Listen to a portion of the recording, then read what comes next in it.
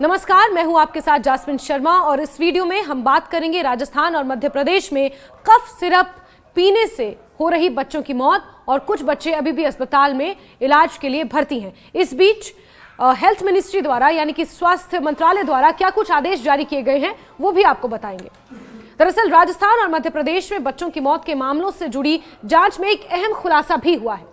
केंद्रीय स्वास्थ्य मंत्रालय ने शुक्रवार को जानकारी दी कि अब तक जिन कफ सिरप्स के सैंपल्स की जांच की गई है उनमें किडनी को नुकसान पहुंचाने वाले कोई भी जहरीले तत्व यानी टॉक्सिन्स नहीं पाए गए हैं। स्वास्थ्य मंत्रालय के मुताबिक इन नमूनों में डायलिथीन ग्लाइकॉन या एथिलीन ग्लाइकॉल जैसे रसायनों की उपस्थिति नहीं मिली है, जिन्हें पहले बच्चों की मौत का संभावित कारण बताया जा रहा था। इस जांच में national centre for disease control, national institute of virology और central drug standard control organisation जैसी प्रमुख केंद्रीय एजेंसियां शामिल थीं।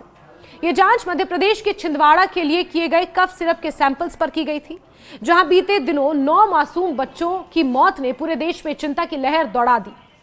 हालांकि जांच रिपोर्ट में सिरप के नमूनों में संदूषण न मिलने के बावजूद केंद्र ने बच्चों के लिए कफ सिरप के उपयोग पर चेतावनी जारी की है। Director general of health services ने एडवाइजरी जारी करते हुए कहा कि 2 साल से कम उम्र के बच्चों को किसी भी तरह की खांसी या सर्दी की दवा नहीं दी जानी चाहिए। उन्होंने ये भी स्पष्ट किया कि 5 साल से कम उम्र के बच्चों में भी ऐसी दवाओं का इस्तेमाल आमतौर पर सही नहीं है।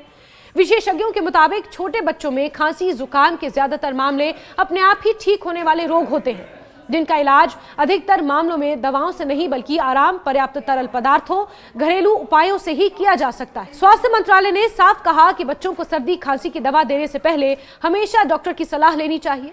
डॉक्टरों को भी ये सलाह दी गई है कि वो सिरप लिखने या देने से पहले ये देख लें कि क्या बच्चे को वास्तव में औषधीय जरूरत है या वो सामान्य फ्लू जैसी स्थिति से गुजर रहा है, जो कुछ दिनों में स्वयं ही ठीक हो जाती है। केंद्र की एडवाइजरी में माता पिता से ये भी अपील की गई है कि वो बच्चों को उचित हाइड्रेशन, सही देखभाल, गर्म तरल पदार्थ और भाप जैसी सामान्य थेरेपी से राहत देने का प्रयास करें, न कि तुरंत बाजारू दवाओं का सहारा लें। मध्य प्रदेश के छिंदवाड़ा जिले में जब बीते 15 दिनों के भीतर 9 बच्चों की मौत हुई थी, तब एक बड़ा संदेह सामने आया था कि ये मौतें दूषित कफ सिरप के सेवन से हुई हैं। प्रारंभिक चिकित्सा रिपोर्टों में बच्चों के शरीर में डायलिथीन ग्लाइकॉल की उपस्थिति की बात कही गई थी। ये एक जहरीला रसायन है जिसका उपयोग आमतौर पर औद्योगिक उत्पादों में किया जाता है और अगर गलती से खा लिया जाए तो ये किडनी और अन्य अंगों को नुकसान भी पहुंचा सकता है। स्थानीय डॉक्टरों और जिला प्रशासन ने तत्काल कार्रवाई करते हुए बच्चों को दिए गए सिरप, जिसमें कोल्ड्रिफ और नेक्स्ट्रो डीएस के नमूने जांच के लिए भेजे। इसके साथ ही छिंदवाड़ा के कलेक्टर शिलेंद्र सिंह ने जिले में इन दोनों सिरप की बिक्री और वितरण पर अस्थायी रोक लगाने का आदेश दिया।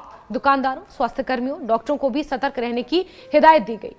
तो वहीं राजस्थान से भी इसी तरह के मामले सामने आए, जहां 3 बच्चों की मौत के पीछे कफ सिरप को जिम्मेदार ठहराया गया। इन मामलों ने पूरे देश में भय का माहौल पैदा कर दिया, क्योंकि इसी तरह का मामला लग रहा था जैसा पहले कई अफ्रीकी देशों में भी हुआ था, जहां भारतीय दवाओं पर सवाल उठे थे। हालांकि राजस्थान से एकत्रित किए गए नमूनों की जांच अभी भी जारी है। स्वास्थ्य मंत्रालय ने यह स्पष्ट किया है कि जांच में अब तक किसी भी सिरप में प्रोपिलीन ग्लाइकॉल की उपस्थिति नहीं मिली है। यही वो रसायन है जो कभी कभी डायलिथीन या एथिलीन ग्लाइकॉल जैसे जहरीले तत्वों का स्रोत बन सकता है।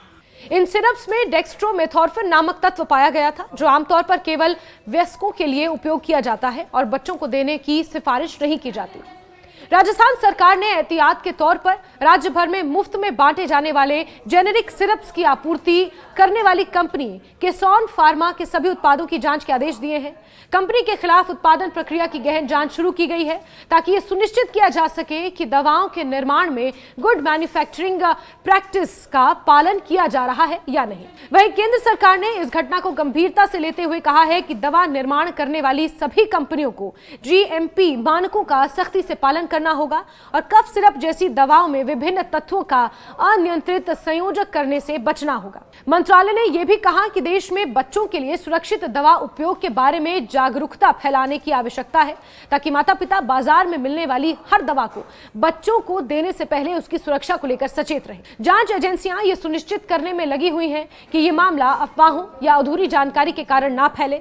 स्वास्थ्य मंत्रालय ने साफ किया है कि अब तक की वैज्ञानिक जांच में सिरप के नमूनों में कोई भी ऐसा प्रमाण नहीं मिला है जिससे यह कहा जा सके कि बच्चों की मौत का कारण सिरप में मौजूद है। कोई रासायनिक विष था इसके साथ ही मंत्रालय ने जनता से अपील की है कि वो अफवाहों पर ध्यान ना दें और किसी भी दवा के उपयोग से पहले प्रमाणित चिकित्सा सलाह अवश्य लें।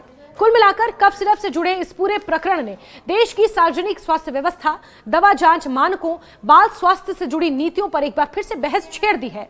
जबकि राहत की बात यह है कि सैंपल जांच में कोई जहरीला पदार्थ फिलहाल नहीं मिला है, मगर बच्चों में दवाओं के अनुचित उपयोग की प्रवृत्ति ने चिंताओं को और गहरा कर दिया है। राजस्थान और मध्य प्रदेश का यह मामला एक बार फिर संदेश देता है कि दवा का नाम चाहे जितना सामान्य क्यों ना हो, उसका उपयोग सावधानी और सटीक परामर्श के बिना नहीं किया जाना चाहिए, खास तौर पर तब जब बात छोटे बच्चों की सेहत की हो। जो दवाइयाँ जो जिन माताओं ने अपने बच्चों को दी है वो हमारे सरकारी अस्पताल के ना तो प्रिस्क्रिप्शन से थी ना उनके रिकमेंडेशन थी।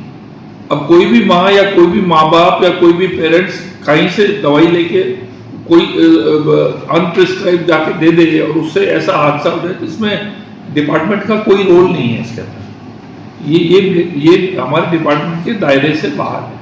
नकली दवा बिक रही है जो जहर के रूप में काम कर रही है, बच्चे की डेथ हो रही है, सामने आ गया, सरकार ने मान लिया, बच्चों की डेथ हुई, डॉक्टरों ने मान लिया पहले दिन कि हमने ये दवाई लिखी इसलिए बच्चों की डेथ हुई। अब अचानक सरकार ये कहती है, अधिकारियों ने ये कह दिया कि 4 सॉल्ट है, 4 में से 1 भी सॉल्ट उसमें कम है तो वो नकली दवा नहीं कहलाती। तुम कैसे कह सकते हो? राजस्थान सरकार का एक्ट है, एक्ट ये कह रहा है कि यदि 1 भी सॉल्ट कम है तो नकली दवा माना जाएगा।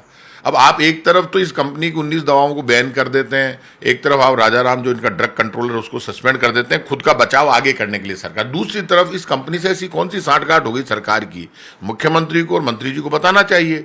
अब मुख्यमंत्री जी के ऊपर सवाल उठे तो आप बताओ तो सही, आप जहर थोड़ा ना बांट सकते हो, आपको किसने राइट दिया जहर बांटने का? और क्या राजस्थान ऐसे ही मरता रहेगा? अभी तो जांच इस बात की होनी चाहिए कि इस दवा को पीने से कितने लोगों की डेथ होगी राजस्थान में। ये मामला तो खुल गया, सामने आ गया, लेकिन ये दवा इतने दिन से चल रही तो कितने लोगों की मौत होगी, बच्चे मर रहे हैं, आम आदमी मर रहा है, और आपने तो सरकारी दवा से भरोसा ही उठा दिया। ये सरकारी दवा कांग्रेस की योजना है, मतलब फ्री दवा फ्री इलाज, ये कांग्रेस की योजना है ना, तो आपने तो इस योजना को ही खत्म कर दिया। अब आप जो कर रहे हैं, सरकार खुल के आ गई दवा कंपनियों के बचाव में। दवा कंपनियों से मोटा पैसा मिल सकता है लेकिन लोगों का विश्वास नहीं मिल सकता। यदि लोगों का विश्वास फिर जिंदा करना है सरकारी दवा के प्रति और गरीब आदमी को बचाना है, आम आदमी को बचाना है, आज तो लोग डर गए। अब लोग क्या है कि सरकारी दवा छोड़कर भाग रहे प्राइवेट दवाओं की तरफ, फिर मकान बिकेंगे, फिर दुकानें बिकेगी। वैसे ही राजस्थान की हालत खराब है। तो आपने आज ही बिजली के दाम बढ़ाए, अब आप दवा भी आपने नकली आ गई और अब सरकार ने पूरी जान लड़ा दी कि कैसे भी इनको बचाना है। अब सरकार रोज नए नए बयान दे रही। मेरे समझ नहीं आ रहा मुख्यमंत्री का और मंत्रियों का क्या इंटरेस्ट है इन दवा कंपनियों के पक्ष में बोलने का। खुल के कहते हैं कि हमने जांच बैठा दी। आप एक तरफ तो नाटक करते हो कि हम पेपर लीक को लेकर ये कर रहे हैं वो कर रहे हैं, तो नकली दवा बेच रहे हो, आप जहर बांट रहे हो। भाई साहब चाहते क्या हो आप? स्वास्थ्य मंत्री तो कह रहे हैं कि जांच में हमने जो जांच कराई उसके अंदर दवा ठीक है, डॉक्टर भी दोषी नहीं है, घर वालों ने पता नहीं कहां से लाकर दे दी होगी। देखिए शर्म नहीं आ रही? ये सरकारी दवा सिर्फ सरकारी हॉस्पिटल में मिलती है, बाहर नहीं मिलती, और सरकार की खरीद पर ही मिल रही है। अब ये मंत्री का जो बयान आया है, मुख्यमंत्री का जो बयान, इन्होंने क्या अंदर खाते एक षड्यंत्र बना लिया राजस्थान की बीजेपी की सरकार ने। बीजेपी की शुरू से आदत है, कितनी भी बड़ी घटना हो जाए नकटे होकर बाहर ये कह दो इसमें सरकार का कोई लेना देना नहीं। अब पता नहीं जनता ने कहां से दवाई पी ली। अरे सालों शर्म नहीं आती तुम लोगों को? बिल्कुल ही दीन ईमान मर गया, अचानक बदल गए आप कैसे बदल सकते हो अचानक? आप कल तक लोगों पर सवाल खड़े करते थे, बड़ी बड़ी नाटक करते थे। आप 2 वर्ष हो गए आपकी सरकार को, आप फेल हो गए। अब आप दवा के नाम पर जहर बिक रहा है, आप उठा के उन कंपनियों को आप कैसे कह सकते हैं? आपने तो क्लीन चिट दे दी है कंपनी को जो जहर बांट रही है, जो लोगों की मौत के लिए जिम्मेदार है। जो मौत के सौदागर कंपनियां, उनको यदि आप क्लीन चिट दे 40 सैंपल फेल हो चुके हैं पहले इसी कंपनी, 40 सैंपल फेल हो गए, फिर आपने उस कंपनी से दवाई खरीद ली। तो ब्लैक लिस्टेड कंपनियों से आप दवाइयां खरीद रहे हो। और मैं 1.5 वर्ष से कह रहा हूं कि लगातार इसमें कमीशनबाजी का खेल है। आप इसमें इस तरह से दवाई में कमीशनबाजी का खेल मत करो। फिर भी करते हो तो आटे में नमक खाओ। बीजेपी के लोगों, पूरा नमक ही, आटे की जगह पूरा नमक ही खिलाओगे क्या जनता को? आपको क्या लगता है इस मामले में, अगर जो बच्चों की मौत हुई अगर पोस्टमार्टम होता तो तस्वीर ज्यादा साफ होती? देखिए पोस्टमार्टम इन्होंने सोची समझी नीति है बीजेपी सरकार की। पोस्टमार्टम इसलिए नहीं कराया, जैसे ये घटना हुई, मामला खुला, तो डॉक्टर्स और ये जो लोग इसमें शामिल थे, अधिकारी और ये नेता लोग बीजेपी के ऊपर से डायरेक्शन गया कि आप इसका पोस्टमार्टम मत करो। पोस्टमार्टम कराओगे तो पोस्टमार्टम, यदि दवाई पीने से डेथ हुई तो यदि पोस्टमार्टम कराती सरकार तो उसमें सामने आ जाता कि ये तो नकली दवा पिला दी इसलिए मर गए। तो अब ये तो खुद ही मान रहे हैं ना कि हमने नकली दवा पे, ये कह रहे हैं कि राजस्थान सरकार का जो एक्ट है उसी को चैलेंज कर रहे हैं अधिकारी और नेता। तो बीजेपी सरकार इससे बच नहीं सकती, इस मामले में आंदोलन करेंगे, सड़कों पर लड़ेंगे, लेकिन जहर जो बांट रही है दवा के नाम पर, भ्रष्टाचार जो कर रही है बीजेपी की सरकार, उसको बर्दाश्त नहीं करेंगे। दवा में कमीशनबाजी के खेल में नकली कंपनियां जो जहर बांट रही है उनको आपने क्लीन चिट दे दी, उनसे आपने दवाइयां खरीद ली, बड़ा घोटाला कर दिया। इतने बड़े घोटाले के बाद भी राजस्थान की सरकार ये समझती है कि कांग्रेस चुप रहेगी। बिल्कुल नहीं रहेंगे, सड़कों पर लड़ेंगे, मरेंगे, लेकिन जहर से आप दवाई के नाम पर जहर बांटकर लोगों को आपको नहीं मारने देंगे।